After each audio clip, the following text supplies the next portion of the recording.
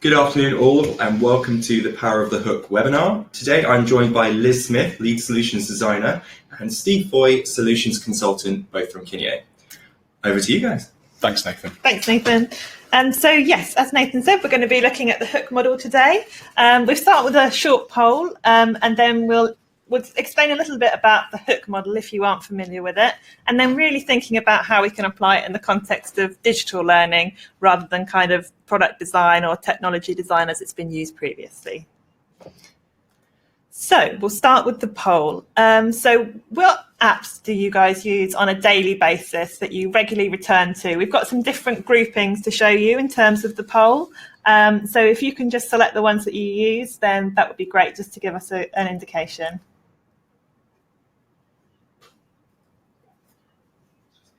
Just coming through. Steve, which ones of those are you a regular user of? I can tell you I never use banking apps, and I probably should. And I rarely use news because it's too depressing. And but health and fitness, I probably use a few things like in that area. I think I'm more on the social games, Netflix side of things, also avoiding the news, but. Yeah.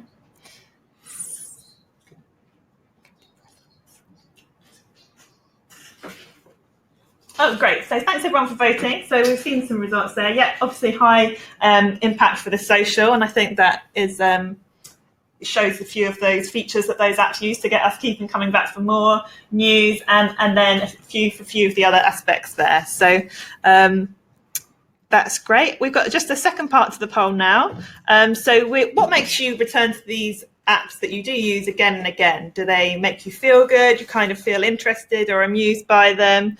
They satisfy needs. So in terms of more practical things, so I guess some of the banking things help you monitor your spending or map a journey and so on. Or another reason that we don't have there, feel free to kind of select that one if you want to.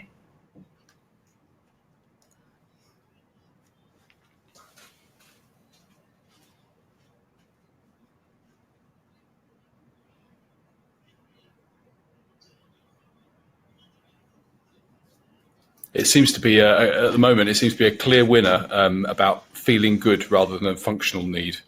I don't know what that tells us about our audience.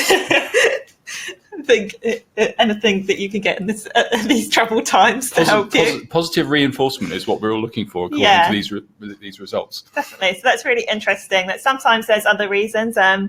Feel free to type out in the chat if you want to about what those other reasons might be that you return to use apps. It definitely seems to be something that is more emotional than practical, I think we'd say, based on those results.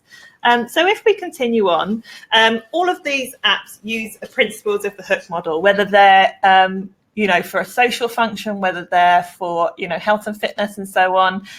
They are creating a kind of sticky digital experience that keeps people returning to it. And I think that's expected. We kind of do that without thinking about it with the apps that we use in our daily lives. But we want to consider what if digital learning used some of those same kind of psychological principles, and in our learning, we kind of applied that as well. Can we form habits that keep us coming back for more in terms of learning?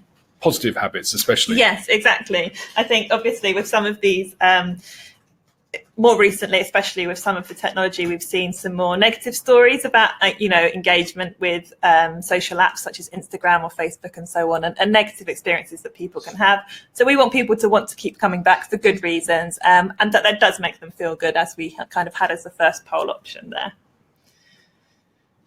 So I think it's fair to say that engagement isn't enough anymore. We used to talk about engagement quite a lot in terms of digital learning, but I think people have changed in the way that they learn now. So modern learners, they, as a kind of general rule, have a shorter time available to them. So there's a lot more pressure on their time, shorter attention spans because they're used to getting things more quickly.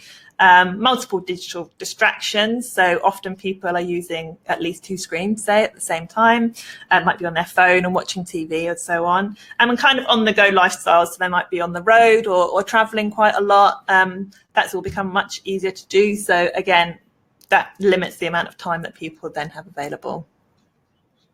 And that kind of leads us into the next slide as well, which is saying that people's expectations have changed in terms of the content that they want. So because people are much more used to interacting with technology now, they want things to be quick to find and easy to use, really accessible when they need it, and a good experience as they're used to having.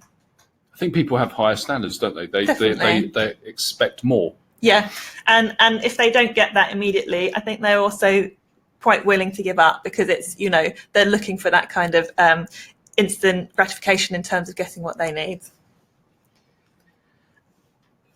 So this is just to kind of summarise a few of those points that we've made. Engagement on its own isn't enough. People really want training that can also be refresher training. A lot of courses, particularly mandatory or compliance courses, they have to be completed annually, and it's thinking about whether we can find an easy way for people to do that, that is also part of something that they continue to return back to, not just a one-off event that people come to their learning. So it's important that we have longevity in terms of the hook, because I think sometimes the name, the hook model, could be a little misleading in terms of you might just think it's the thing that brings you into learning, but it's actually about habit-forming psychology. So it's about continuing then to return regularly to your learning or to your practice, whatever that might be, and getting something out of it as you do so. Yeah, I think that what that says is that we all have to continually up our game. So it's not good enough to have one success. You need to keep innovating and keep delivering something new, because that's what your audience wants. Yeah, and that's definitely due to those kind of raised expectations, isn't it, that people have. Okay, so we're going to move on to look at just what the hook model is, an overall kind of definition, if people aren't aware of it. It was created by someone called Nir Eyal, and his principle was that you need to connect the user's problem to your solution with enough frequency to make it a habit. So that's a kind of a direct quote in terms of his intention of how the hook model should be used. And I think the important things there are, making it a habit. The frequency is really important, and also you're the one providing the solution. So especially in terms of how this has been used in terms of product design, app design and so on, it's about why would someone use your product over someone else's, but in terms of learning, I think we can think of it in terms of why would people want to return to this rather than other methods. You might be able to go ahead and read an article on the web or look up a YouTube video of how to do something. So why would you go to this kind of learning that you're given? What's going to be the hook that gets you into it? Liz, I'm no expert on the hook model, as you know, but one of the things I did remember reading was that Nir Eyal said that each product needs to be, or to have a chance of success, needs to be 9 times better than the previous version of that product or a competitive offer. Is that a realistic ambition for learning? I think 9 times is perhaps a little tricky for us. I think what we would want to do is really measure the data that comes out so that we can compare and say, actually, when we use the hook model, we had a significant difference, increase in terms of the engagement and the investment that people spend. So we could really demonstrate results through doing that. And I think that's the important thing, rather than maybe thinking whether it's 9 times or 7 times or so on. But being able to real measure that difference is really important, and we'll be talking a little bit more about that later as well. So yes, as we said, Nir Eyal created this hook model in recent years. So he's an entrepreneur, I can never say the word. Entrepreneur. Thank you. And businessman, founded some successful companies, written a very successful book on this, if you want to find out more about it, and also given, TED Talks and so on it. So it follows quite a simple methodology, and I think probably something that people are familiar with, but just really puts it into a basis of psychology. So it works on the principle of trigger, action, reward and investment, going around in a cycle there, as you can see. And we'll look at each of these features in a bit more detail now. So in terms of the trigger, that actually fits into 2 categories. So we've got an internal trigger and an external trigger. So the internal trigger is thinking about what the user really wants. I think in the past, we've always used the expression, what's in it for me? So thinking about what you want to get out of the piece of learning or the app that you're using. Do you want to learn a language? Do you want to run more? Do you want to meditate more? Whatever that activity might be. The external trigger is what actually gets you from that intention or that, aim or desire that you have to the product or the learning itself. So what are the external triggers that allow you to do that? It might be downloading an app. It might be going onto your learning management system. There's different external triggers that then get the person from their idea to the learning itself. The action then is also thinking about the simplest behavior to get a reward. So it's engaging basically with content on some level or another. So if that's within an app, you might be completing daily practices if you're doing meditation, or you might be learning a language, doing regular quizzes and so on. With learning, you might be, doing 10 minutes a day, for example, and kind of studying towards a leadership program on something of a bigger scale. And as you work through it, you want to get variable rewards. So you want to be rewarded kind of regularly and often, I would say, as you work through things. So you should be kind of rewarding, not waiting till someone's completed the whole thing, but as you work through different stages, you're getting rewards which are encouraging you to continue. And that then relates to the final stage of investment as well. So you're investing your time, increasing the likelihood that you will return. You've got to a certain point, so you're thinking, well, I'm definitely going to continue with this. It's like reading a book and getting 70% through. You think, well, I'm definitely going to finish this book. I'm basically already there. So you're kind of increasing the likelihood that you will then return. Any questions while we're going, or should I continue? I just put a sticky up to say, please go ahead. Oh, great. Thank you. So we've got a couple of case studies to explain this in a bit more detail. The first one is the Headspace app, which I don't know if people know. It's a kind of meditation app that people can use on a regular basis. Again, just looking at those four parts of the model and seeing how this relates. Internal trigger, wanting to relax, wanting to meditate. I think sometimes people can feel that can be quite an overwhelming thing, or that they don't know how to get started with that. So by using this app, again, you can download it easily from the App Store. They'll then send you kind of personalized emails, reminders to go into it, notifications and so on, really encouraging you in a quite gentle way to start your practice and making it really accessible to people. And then you can search through their content, and you can also take a guided experience if you want to. So, you can say what level you're at, if you're a beginner, maybe more experienced in meditating, and then they'll tailor the content towards you based on those preferences. You can see your reward as you go through it. So you can see your progress. You get badges for returning regularly. You can unlock little animations, which is actually a really nice feature of this app. So you get these really nice kind of insights through animated format that you unlock as a reward for completing various things. And they're just really, it's just a nice little kind of treat that you get for completing them. And the investment really is time. So the more meditations you complete, you see more progress, you get more rewards. Again, it encourages you to continue it on a regular basis and for it to be a continuing thing in your life, really. Hopefully you feel more relaxed. Exactly, yes. That is the aim. A second case study we wanted to look at is Duolingo, which I think is another really great example of this. So a language learning app that lots of people use across Europe, I think, and across the world. So this contains a lot more of the social aspects as well, which we wanted to bring into this here, which can be really beneficial when kind of encouraging people to learn. And we've seen the success of those in terms of social platforms and so on.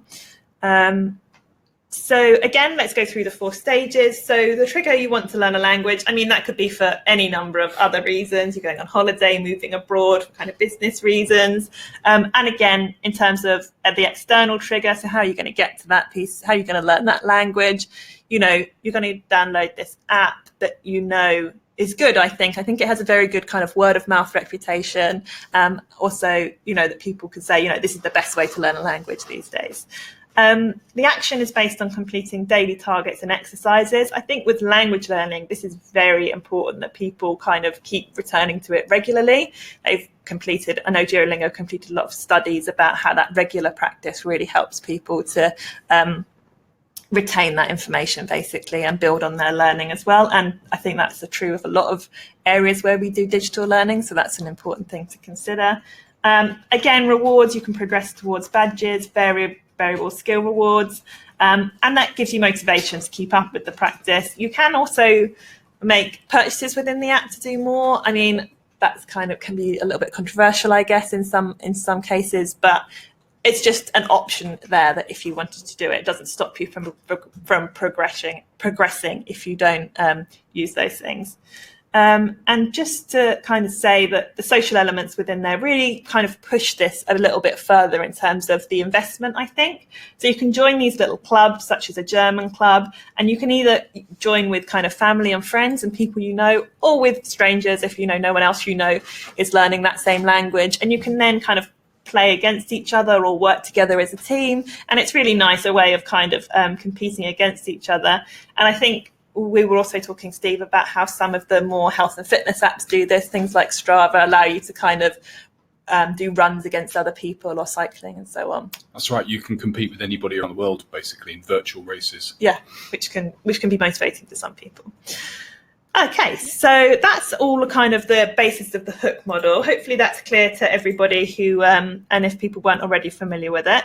Now we're thinking more about, right, what does this mean for digital learning? Nir Eyal has obviously got it all, how that worked down for apps, but how can we apply this in the digital learning format? So I think, as we were saying before, when people want to get into something easily and know how to use it easily. So focusing on the UX is really important. That kind of trigger of being able to launch and participate in the learning. I mean, you're really going to lose people early on if that isn't created in a way that people are familiar and able to use easily. We said about how important the rewards are in terms of them building up as well, so people get rewarded both early on, so encouraging them to continue, and then as they've completed larger sections. Designed to go back and repeat viewing. I think a lot of these things obviously do apply to the kind of learning elements of it. Opportunities to share and be social, so you can use some more peer learning. You can also share what you've learned with others. And I think if you are going to apply the hook model to your learning, the most important thing to do is consider it early on in the design process and think through all these different elements so that you've got a good idea of how it will impact. So it's not just one thing; it's a whole range of things that you can draw on to exactly kind of get that hook working. Yeah, and I think it's important to consider the longevity of it throughout the learning. Okay, so we've taken a different example here in terms of thinking about a leadership program blend. So that could be a number of different elements, both digital and perhaps some face-to-face elements, independent, but then also group study. You know, you can see how a leadership program would contain a number of different aspects to it. So we're just going to go through each of the four elements with an example of how each could be met with learning in this case. So again, an internal trigger would be that you want to be a better leader, and that could also be coming from the business. You know, it could be that you're a leader within the business and you want everybody to, you want your team to step it up a notch, or, maybe some people are becoming managers for the first time or something. It's a program that trains them. And the external triggers, and this is where we use a lot of marketing campaigns to get into learning. So we're thinking about how to nudge people using that kind of notification idea, but also kind of emails, intranet promotion, physical sometimes, so posters and things around the office, kind of intriguing people about what might be coming up inside the program. So if we just look at the example here, so you can see some different examples there. Some of them might be, like a big fold-out poster or a kind of different campaign element. And I think here we use advertising a lot to inform this as well, and think about how we grab people. So whether that's kind of animated characters or kind of films or teasers and things like that could all contribute to this. And then in terms of the action, again, being able to search the content or be taken on a kind of guided journey, and also get further inspiration. I think sometimes if we're too prescriptive with a course and kind of just give the need to know information, we might not encourage people to continue to find out more. So we also want them to kind of come back and continue learning. And one feature that we can do that with is filtering or personalizing learning. So we can use various features within the e-learning itself and also on LMS and those content systems to be able to make a personalized experience. So you can pin certain items that, I found this topic particularly useful, I'd like to return back to it. You can just see the mandatory learning and not things that are kind of optional for you. All sorts of different ways that you can make it kind of very personalized experience so that you can come back and get what you need to get easily. And could curation have a role to play here? Yeah, definitely. I think that because there could be a huge quantity of resources. So by filtering that down in terms of what's most relevant to you, then that would definitely be a good way of getting to it. In terms of rewards, so you might unlock more content, again, as related to the curated content. There might be further elements that you get there within the reward. Unlock badges or rewards, on a variable schedule. And again, starting to bring in some of the social elements. So those likes and comments from peers can really help to contribute there. We've got an example here in terms of a game, and games are one way of kind of, again, encouraging that competition, that social element of learning, but also kind of encouraging you to complete things. And as you can kind of complete each of these topics, you fill in the little hearts as you continue through this. This is a piece that we created for Thomas Cook about learning more about package holidays. So as you complete things, you can be rewarded and you can work through the game in that way. And finally, kind of thinking about the investment, again, time is the key one in this really, and it's going to be very similar to with the apps. It's your time that you're giving, and also your social contributions. So here we've got an example of how it can be both your comments can be rated in terms of both the quantity of comments that you leave, but also the quality. Do you want to say a bit more about that one? Well, I think this is something that we're seeing more of, really, especially in kind of learner experience platforms, where it's really about engaging with the content, and that engagement with the content is going to be itself a kind of a key activity in the learning process. Mm-hmm. And people are rewarded and given feedback on their contributions. So, as you say, they're kind of rated for their the quality and the quantity. So you can't get away with just making a flippant comment because you won't be rated and it may not be considered to be valuable.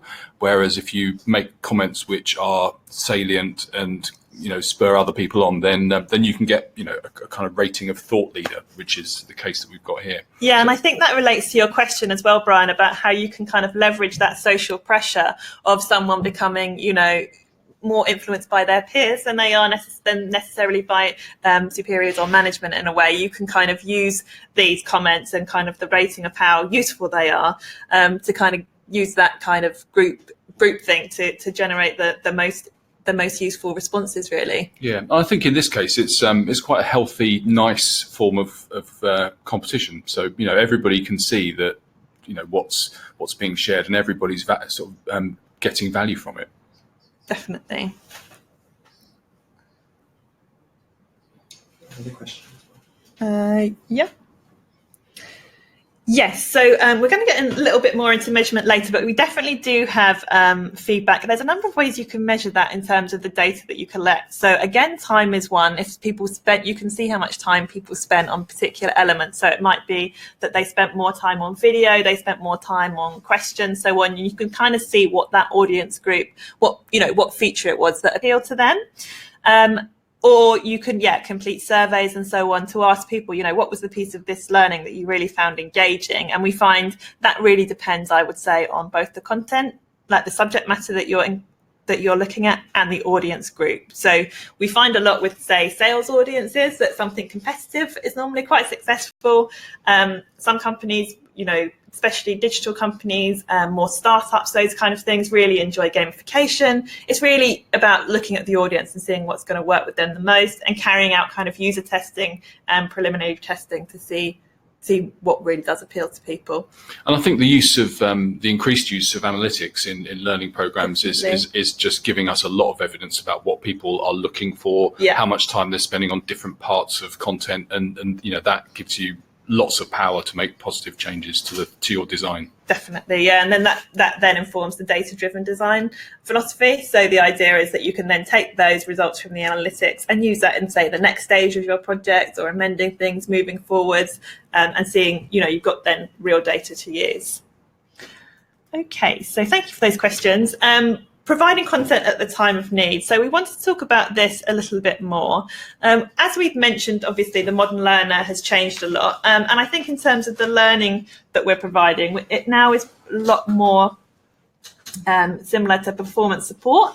So before it was very much courses. These could be a bit more generic, whereas now we're looking at resources or experiences that are more personalised, or we're finding ways to make them more personalised.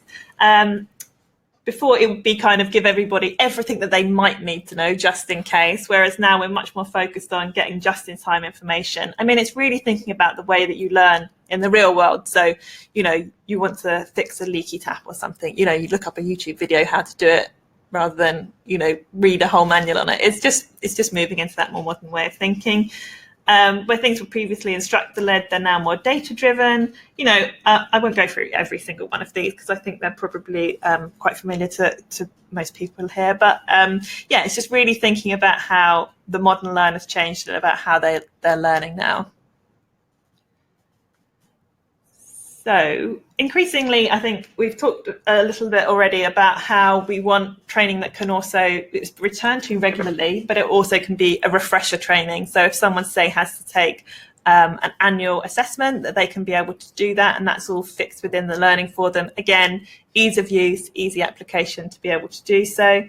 And then reducing the time it takes. So, potentially personalising that experience. Again, people can take a test and then be just directed to the topics for the questions they failed, and then they will be given another randomized test, so they get a completely different set of questions. So if they happen to have fluked any of the previous ones, they won't necessarily pass them on the second attempt. So kind of thinking about design, all these things are just important to consider upfront in your design process, I guess. Just in time, so really in terms of how people will access that, is it, you literally want a printout because that that's always on your desk every time you have to go through a particular system process, or is it you're about to run into an interview and you want to look up quickly 10 tips about ways to be a better interviewer, and what do you need to know in advance, and what could you pick up on the spot? I think that's a really important distinction in terms of learning. And we've just got, again, a few examples of how we've done this. So I mentioned that we use kind of personalised or filtered systems. And the filter menu within the ADAPT framework is one way we do this. You can create really short micro-learning style topics. Might even just be a single video or a single resource rather than a long e-learning topic. This all uses scrolling pages because, again, based on the web functionality, that familiarity that people have with it. And you can pin different topics that you found useful and come back to them. You can filter it by any number of criteria, really. You can set those criteria yourself. So it's about what you want to be able to see. Only show me video, only show me things that are 10 minutes long because I've only got 10 minutes, All those kind of different things can be used within the learning itself. So what we're seeing there is really a kind of personalised dashboard of just the learning content that's right for me. Exactly, yeah, exactly. So it really is just tailored to the individual. And then we also wanted to talk about Mitchell and Butler's. So Steve, if you wanted to talk sure. A bit more about Apologies if anybody's heard us talk about Mitchell and Butler's before. We are very proud of that work and we do talk about it quite often. But Mitchell and Butler's is an organisation that we were lucky enough to partner with a couple of years ago, and really they're an organisation, for those who don't know, they have around 50,000 staff. They have 1,700 pubs around the UK, lots of big popular brands like All Bar One and Browns and Harvester and many more.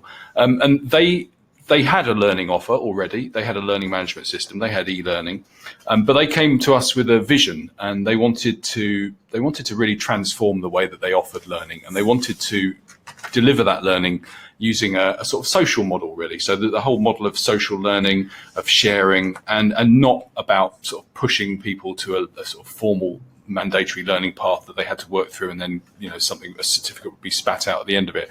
This was something very new, and it is being done elsewhere, but this was the first real kind of social learning led thing that we were involved in. And they kind of, I suppose, just to sort of backtrack really and talk about some of the tricks that Liz has been talking about, where you've got reward, you've got social sharing, you've got ratings. They used the whole box of tricks really. They had a social learning platform, which was Totra Social, which was the front end to the whole offer. They came up with a brand for the offer, which was Mabel, which stands for Mitchell and Butler's learning environment. Learning environment. That's right. Thank you, Liz. And they also came up with a sort of character stroke avatar, which is the kind of the fitness instructor lady that you can see on the screen at the moment. This was not a real person called Mabel, but this was the person who kind of personified their brand and the spirit of what they were trying to achieve. This was a character who was sort of fearless and fun and motivated people, but also was supportive and kind of would give people, and I suppose spur people on to kind of improve what they'd done so far. But really at the heart of it was this character, but they kind of used all the campaign elements as well that Liz has touched on. So they had mini road shows where they would have competitions. The actress who played the Mabel character actually turned up to some of these events, and there was a real kind of vibe moving around across the whole organisation really. People would dress up as Mabel, and obviously that many people in leotards and wigs can only help, obviously. And I think it became so synonymous with the learning that people just referred to it as Mabel, didn't they? So it wasn't, if people said to them, if you got a learning management system, they were like, oh no, I don't know anything about that. But they knew about Mabel, obviously, because that was the name that became so exactly. I mean, common in the organisation. They cracked that all important challenge, which is to kind of make people come back and kind of visualise something which is going to is living and breathing and offering them something. And just to sort of touch on one of Liz's other points, when you set out with any kind of learning interventional program, you want to be able to demonstrate that this thing is working, and they did that. They measured what success rates they'd had before and the number of activity or the amount of activity they had, and they did it again so that so they could prove that what they were doing was having an effect and having a really positive effect. And just that kind of setting benchmarks, capturing data, measuring the impact, that's those are all reasons why this was a very successful project. Not only was it successful around the business, but it won a gold award for best commercial learning project at the Learning Technologies Awards last year, which those awards are very difficult to win. So there was a story there, a compelling story, which kind of brought all of those elements to life. A great example of hook-based learning. Yes. Thank you, Steve. Just one question there. Someone asked around, apart from leaderboards, other activities to encourage people to participate in social learning. We've actually been using something lately called a social multiple choice question. And that's just based within a course itself. But you can use it either within video-based learning or within kind of adapt-based learning, so kind of standard HTML5 learning. And what that does is you answer a multiple choice question. You can also rate it using a slider. If we find it works particularly well with soft skills, so maybe behavioural skills. Did you feel like this person acted correctly in this instance, or in this interview, were you seeing any signs of unconscious bias, and so on? What you can then do is measure the score against how your peers answered. So you not only get feedback about whether the way you answered was right or not, but actually, with those more grey areas, you can say, actually, 60% of people didn't think this was appropriate, or 30% of people thought that there was some sign of unconscious bias there. So maybe it's not so clear cut. And that's a really great way of bringing in some of that social learning into the course itself. In terms of the commenting, with the example that we looked at slightly earlier in terms of curator, that is a really nice way of having learning embedded within a page and then allowing people to comment on that particular piece of learning. So then people can say, add a further tip, add a further thought or comment to that, and then people can rate those comments. So they're marked on not only how many comments people leave, but how useful those comments are to other people. So they're just a couple of examples of how you can use social strategies in learning. Great. I'm glad that was useful. Thank you. One thing we're talking about a lot is about seeing the value you're adding, not just in terms of, previously we spoke a lot as we said before, in learning about engagement, and that's very easy to measure. How many people have logged in, how many people have returned to it, how long people have spent, and so on. And now we're trying to look at value. So what people have got out of it, has it changed their behaviour, has it changed their attitudes, and so on. And that's a slightly different thing in terms of measurement, and it can be a little bit more tricky. So we just want to look at a few strategies about how you can gather some data and measure how successful your learning strategy has been. So we're thinking about demonstrable changes that you can see.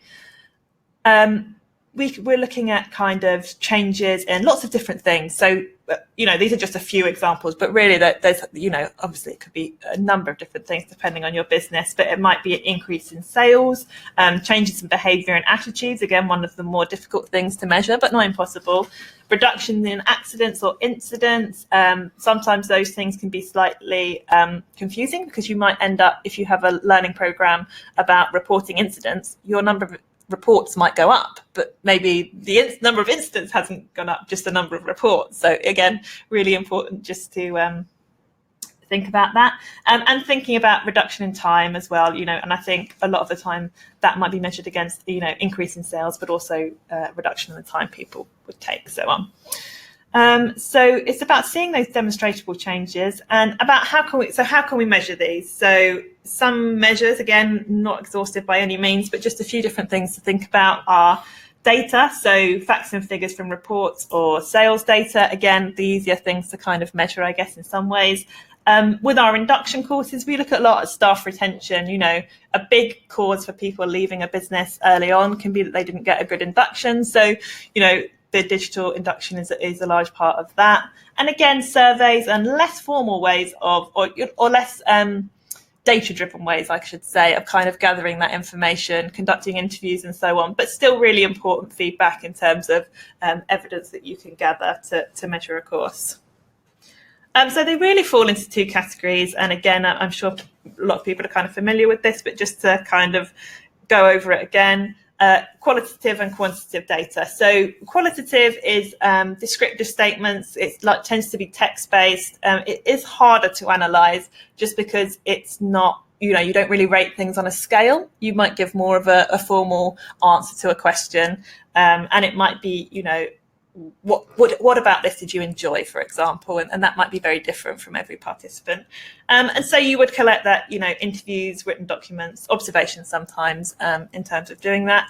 And then you have the quantitative data, not an easy word to say, but much easier to measure, luckily. So that is much more number-based, measured and expressed numerically, so you can analyse the kind of statistical data more easily, and conduct kind of experiments and use that data collected that way. So we've got, again, a few examples of different courses that we've run that have collected these types of data. So all of these are current examples that are on our website. So if you want to know more about any of them, they've all got case studies up there. Basically, some training, and these two examples, M&S and McDonald's, were both very much customer service focused, I would say. So, they're trying to be increase sales, but also, have good customer service and increase the amount of time spent, I guess, by employees, so that they can give personal attention when it's needed, but also kind of get through the number of people that they serve more quickly.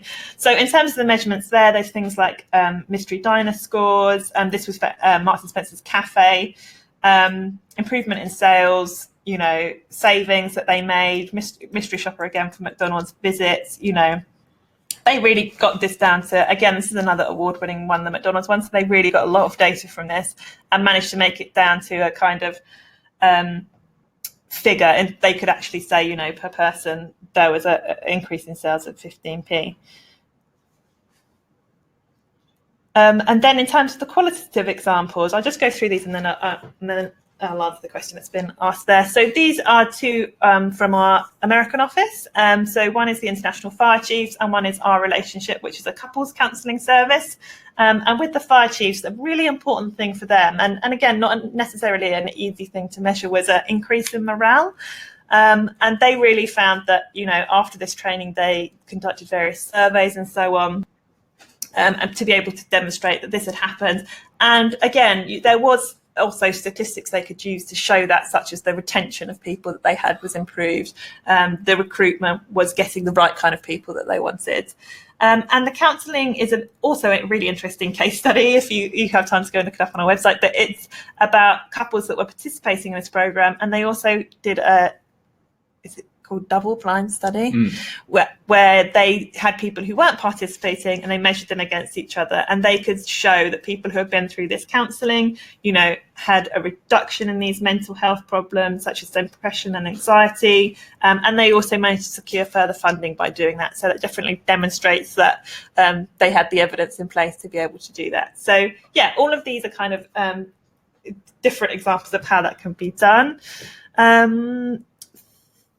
Thinking about qualitative data, yes, I think it's really important the kind of how you phrase things or the strategies that you use. I think you have to be very clear about your questioning. You don't want any kind of vagueness in terms of the way that you ask the question, because if it's confusing for people, then it won't give you good results that you can be able to measure against each other.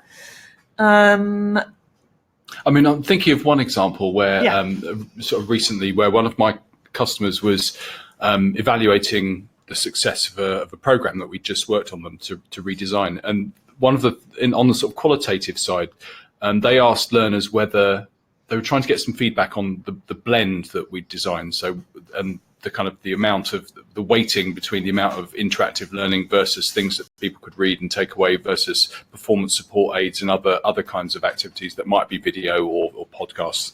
And so they were asking for direct feedback from learners about whether there was, whether they would like to see more of any one of those available resources, those types of resources, to get an idea about whether we'd got the blend right, really. And that was a key thing, because that did help shape the next phase of work about, because we knew that there were 85% people that asked for more of a particular type of resource, whereas actually, we might have thought that people wanted more video, but actually some people wanted more stuff to take away and read. So those are the kinds of things that are kind of useful, and that's just one example that I can draw on sort of from recent projects. Yeah, and there's another question also about do we have a preferred model for measuring learning impact? And we do use the Kirkpatrick scale in terms of that. I think mostly up to level 3 or 4, I can't remember. I think, it depends obviously in terms of what you're measuring. So that's something that we do set up at the beginning, and then we kind of measure against those bases. But I think we're also doing a lot more now, obviously, as we said, kind of with the analytics and with things like that, like outside of those scales in terms of the measurement that we collect. Okay. So that's pretty much most of what we were going to discuss today. Just to take it further, if you've got further interest in the hook model and maybe using it yourself, obviously directly from the source himself is a good way to start. So there's his book and his website there that we've linked to. And then I think thinking about how you see the hook model used in your daily interactions with web-based technology and apps and so on, but then also thinking of it in a learning context and maybe taking a few examples, if you're thinking of a new program design and thinking, okay, could the hook model maybe work in this instance? And has it got all those elements that you need, the trigger, the action, the rewards and the investment to keep people continuing and coming back to it? Any other further questions that people wanted to ask that they haven't had a chance to, or that we haven't answered as we've got along? I think we've picked everything up that people have asked so far.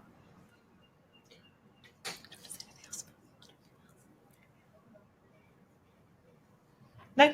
Okay. Well, thanks very much for your time. As we said, there's a little bit more information on our website about some of the case studies and so on if you wanted to explore those further. So basically, thanks very much, everyone, for joining us today to learn a bit more about the hook model. That's great. Thanks very much. Thanks, guys. everyone.